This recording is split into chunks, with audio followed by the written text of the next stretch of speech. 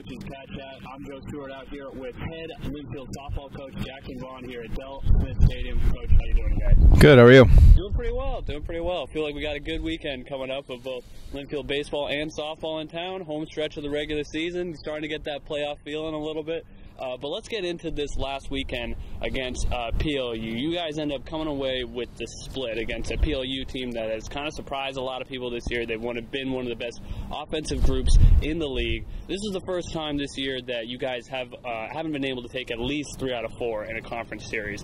What were some of the things you liked, and then where are some things you think the team could still improve on here in the last couple weeks of the regular season? I mean, I thought, like I said, I thought PLU did a good job and competed, and the first game could have went either way. We had our opportunities to win that first game and just kind of, had bases loaded in the last inning down by a run and ended up not getting anything out of it, which was frustrating. Then the kids bounced back and played real well in game 2, and Tyler Warden, I thought, pitched pretty well in that game, and then we, piled up 15 hits, so we had a number of kids that hit well, but hit the long ball again a little bit in the second game and were able to put some runs on the board pretty quickly. And then, game 3, I thought Tayah bounced back and pitched pretty well after not pitching very well the day before, but located much better, and we end up winning that game fairly handily, and then obviously bounced back in game 4. And I think that's always tough in our conference to beat a team, in the 4-game series. But to PLU's credit, like, they kind of hung around for the first couple innings, and then they kind of, got the first blood, and their pitcher Conrad, I thought, did a pretty good job, and we just had a hard time kind of getting anything going. And so, it's really the same things, like trying to get better with our consistency hitting wise, and I think pitching wise the same thing, just trying to be a little more consistent with hitting locations. And there's a few plays we made here and there on defense, but really most of the game comes down to hitting and pitching. Yeah, and so the consistency, something I wanted to talk about too. I mean, you guys are 4-4 over the last 8 games. Certainly, not your best mark throughout the season, but also, I mean, these have been some of the toughest teams on your schedule over these last couple of weeks. And in that stretch, there's been a couple of great offensive explosions. The 5 home runs against Lewis and Clark, or the 3 home runs against PLU the other day. There have also been a couple of duds. The 1-0 loss to Laverne, maybe the game on Sunday against PLU. Are you worried at all about the inconsistency on offense kind of this late in the season? Yeah, I mean, you're always concerned. I don't think if you're, I don't know, if our expectation is to win most of our games and you're not winning most of your games, I think you're concerned. But the competition's been pretty good, and we've had things that we've known we need to work on most of the year that, we're making strides, but we're still, not able to continuously do them correctly. And but there's nothing more motivated than losing a game, and so the kids have been good about responding and working hard in practice, and hopefully we'll continue to kind of make strides in those areas we're trying to improve in, and be able to finish out the year strong. And it's all about peaking and playing well at the right time of year, and so hopefully we can do that as we get ready for the stretch run and the conference tournament, and then hopefully the playoffs. Sure.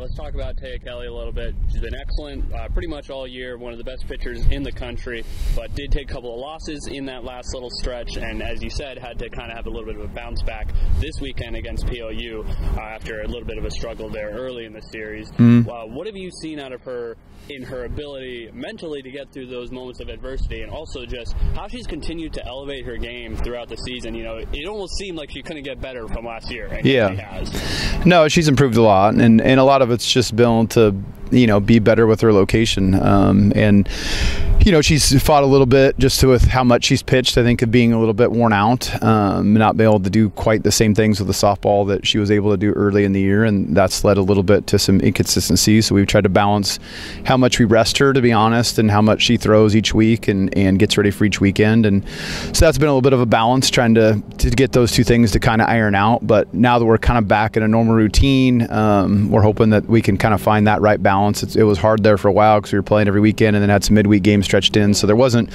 a lot of breaks for her, and early in the year she just had thrown a lot of innings, and some kids are fine with that, and some kids, it's so much stress on the arm and the forearm and the wrist and all those sorts of things, they start to kind of battle a few things, and Tayah's had to battle a few things that way, but they still kind of continue to go out and, like I said, play pretty well, and was able to kind of get things loosened up and pitch better on Sunday, which was good to see. this, but we've seen some great performances out of your freshmen, the ones in the order, I should be specific. In particular, we've seen Claire Seats, Kylie Sadoff have been producing all year long. Bryn Nelson has started to put it together over the last couple of weeks. You've given more opportunities to players like Ashley Sutton. How big of a boost is it to have this young group already performing so well and really be able to complement some of your senior talent?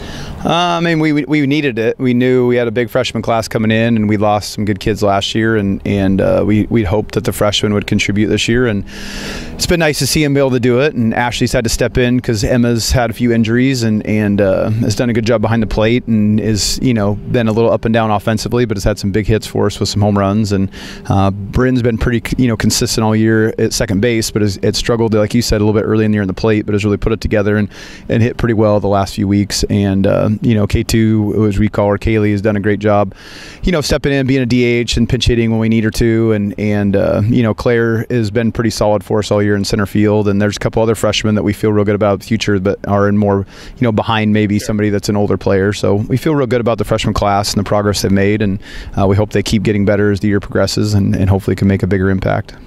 With just a couple weeks left in the season, you got your final 4-game homestand this weekend against Puget Sound, last place team in the Northwest Conference. Maybe an opportunity to get a little bit of rhythm back. What are going to be some of the things you're looking for this upcoming weekend?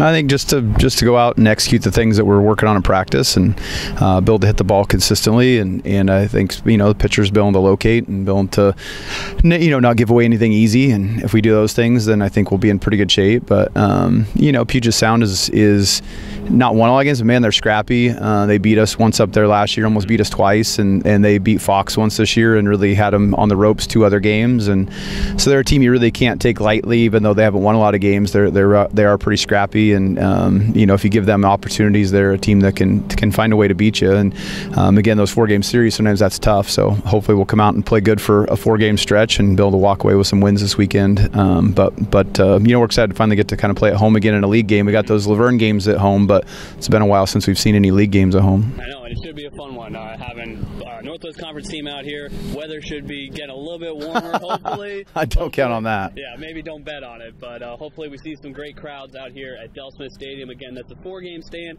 against the Puget Sound Loggers right here in McMinnville. First pitch starting at noon, both Saturday and Sunday. We'll, of course, have live coverage for you on the Linfield Sports Network. Coach, thanks for the time. All right, thank you.